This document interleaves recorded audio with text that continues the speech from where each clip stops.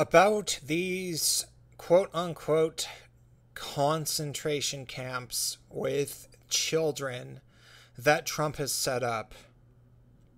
That's not really what's going on here. You gotta use your head. You gotta think deeply about what is actually happening. Hey everybody, it's Prince of Queens, and oh my god, over the past couple of days, or whenever this started, when the actual photos of crying children surrounded by federal officers or whatever started going all over social media, I have seen a relentless torrent of sobbing and virtue signaling and what can we do? What can we do? Sign this petition. We need to do this. Oh my god, the UN said that this was an inhumane practice. Oh my god, this is kind of like Nazi Germany. This is kind of like concentration camps. You should study history. You should study history. Trump is literally Hitler. Because clearly that was the only time that people have ever had camps for refugees or detained people that are illegally in a nation or something. Yeah. I think that you should study history, probably, if that's what you're thinking. So I'm just going to keep this article that's up, that you can see, up the entire time, and I'm going to kind of ramble a little bit. I don't really feel compelled to actually structure a video that I'm going to script, because I don't need to. This is pretty obvious what's going on here, and I just don't think that people are, one, intelligent enough, or two, care enough about actually thinking about politics from a dynamic perspective where they can imagine both sides and possibly bring themselves to criticize the Democrats and Obama to the point where they just don't see what Trump is probably actually doing here. I personally think that he is corralling children in some sort of camp that he's separated, after he's separated them from their parents by sending the parents to federal prison and allowing the press to see all of this, which, by the way, I'm sure there were plenty of things that were not completely dissimilar to this on Obama's watch, and the press just almost never talked about it because Obama was pretty good at controlling what the press actually talked about, and then sometimes you'd find numbers in some sort of database, and you'd be like, wait, kind of like there's a database place called, I believe it's called Air Wars, that tracks drone strikes and civilian casualties. And I first became alerted to this site called, I believe it's Air Wars, something like that.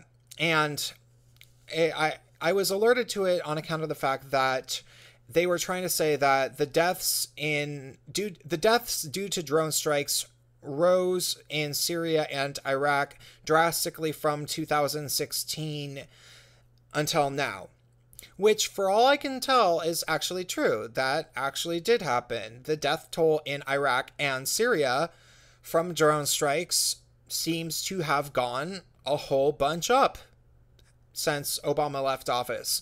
But what they didn't say, and what I started looking at, was that seemingly the majority of drone strikes that Obama was actually doing at all was in his little war in Libya, which, hey, did you know we were at war in Libya? Because they never even really talked about it. And the creepiest thing was, although we know how many people have seemed to die, civilians have seemed to die in Syria and in Iraq since Trump has been in office. Although we know that, well, when I looked at all of the different reports for different drone strikes in Libya, they list unknown for deaths every single time for civilians. It just says unknown, unknown, unknown. So Obama was literally bombing all these people all sorts of different times, like many, many different times, and then somehow we never know how many people died. I don't know why that is. I just don't know, but it's creepy. So the deportation was another thing that Obama was pretty good about just never really talking about a whole bunch. And sometimes far leftist activist groups did actually get upset with him for the fact that he was deporting so many people. Like, if you are somebody that is a far leftist that advocates for immigrant rights or something, then yeah, you're going to actually get upset with Obama. So that was actually happening, but it didn't get a lot of mainstream press, and it was a strange thing. And so I like to show people this article. All sorts of messed up things were happening. All sorts of messed up things were happening on Obama's watch.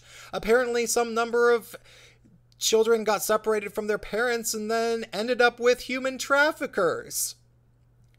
So you have to think about this. Why is that happening? Why is that happening? Why did these horrible things happen where children would get separated from their parents in the United States? Well, obviously, it's ultimately a result of the DACA program, the Dreamer thing. I don't know what DACA stands for off the top of my head. I just don't remember. But the idea is that people can bring their very small children over, and then their small children can basically easily get citizenship. And so they do. They bring them over hoping that their children will become American citizens. And it doesn't always work. A lot of the time the parents get deported, and sometimes the kids end up with human traffickers. All sorts of messed up things happen.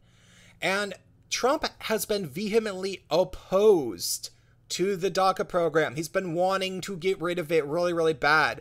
And he says that it's not having a good effect on our economy, and that probably he says that it's inhumane.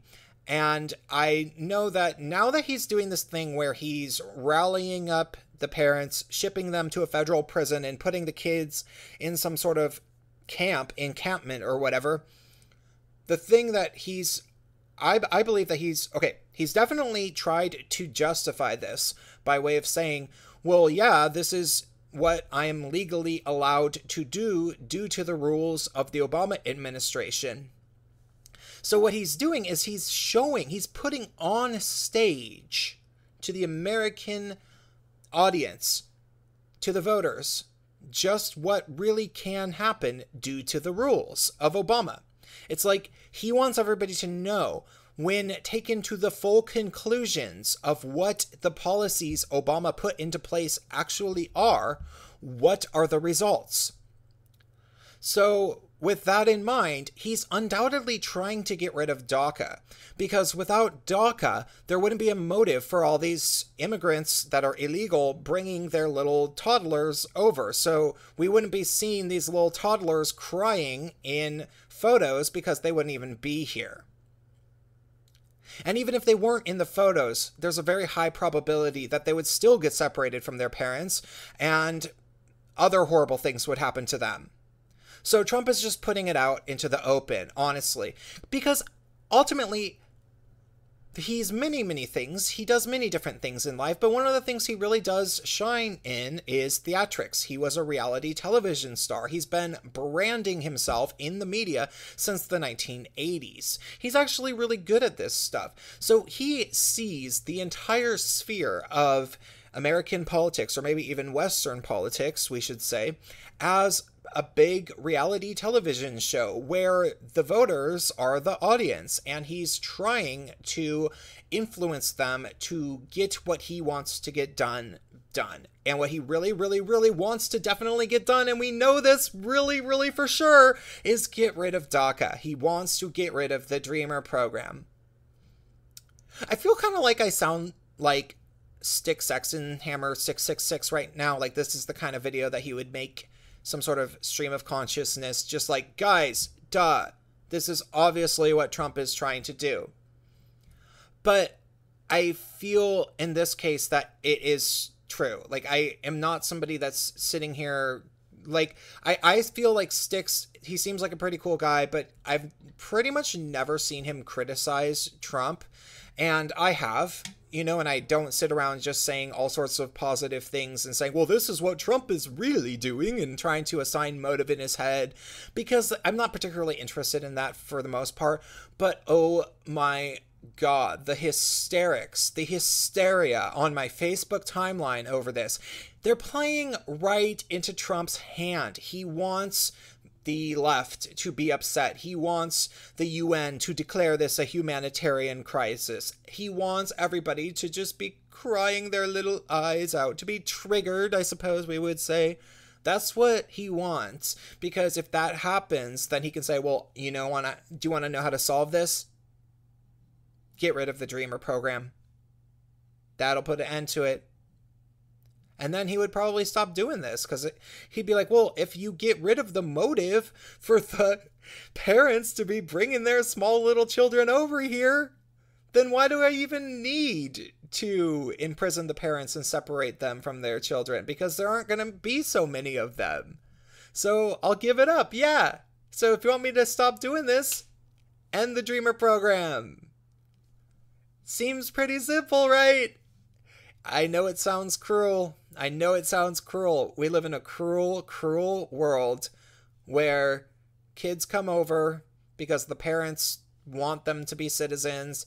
Maybe the parents start working at some sort of low-wage farm in California, or they're like living in a 12 people in a room in some sanctuary city. I don't know if it's that bad, but some weird sanctuary city crap goes on, and the Democrats kind of take advantage of the immigrants anyway, and then they get more votes for their trouble, and then sometimes the kids end up in human trafficking anyway. That's cruel too, but we didn't hear about it because, I don't know, you weren't allowed to criticize Obama because he's black, and also because he legalized the usage of propaganda on the American people. So even though he deported more people than Trump per year, Trump is an icky man, icky mean man. He's a mean man, and these kids are crying, and I'm crying, and then we have to put a stop to it. Okay, well, I guess this makes it more clear why the DACA program should probably end. I was undecided. Have you ever seen me talk about the Dreamer program? Because I didn't really think about it all that much. I did not ever come down and say, well, maybe the DACA program should just end until right now. Because I don't like seeing little kids cry. I just don't like it. I just don't like it.